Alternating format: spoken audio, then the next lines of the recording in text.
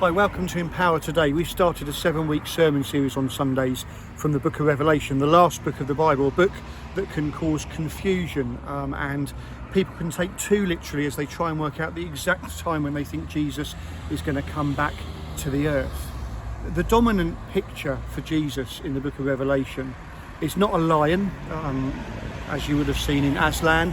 It is not the beginning and the end, the Alpha and the Omega, the two Greek letters in the alphabet, the first and the last one. There's so many descriptions of Jesus, but the main one is the Lamb that was slain. This would have turned people's minds upside down in the first century, because the Christians 2,000 years ago would have wanted a lion because they'd been treated like lambs to the slaughter by the Roman authorities. Children and women with the furs of animals tied around them thrown to the lions so that the lions would rip them apart more ferociously.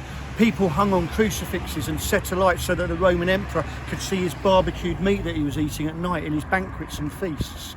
So the Christians would have been looking for a lion. Give us a lion, for crying out loud. Give us someone with a bit of power and passion and oomph so that they can sort these things out. And the vision that John, the writer of Revelation, has is of a lamb who was slain. A lamb that was killed and is now standing. A lamb that was slain literally in Greek means a lamb with its throat cut. Have you ever seen that on a documentary when they slaughter the animal and you see the blood pour out? Do you wince and look away like I do, thinking that's a bit gory for me?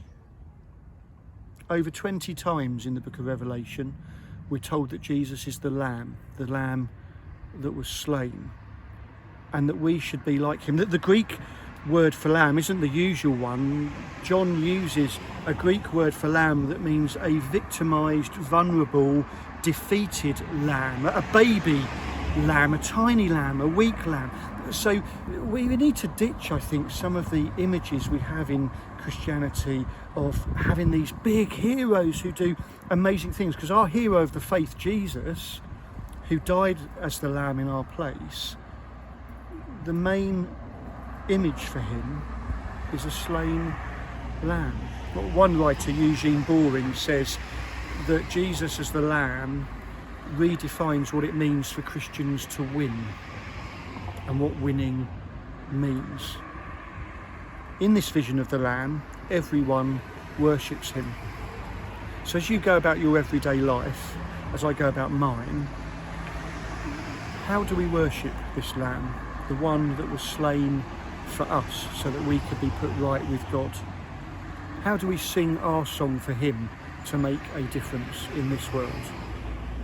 Take care. See you next week.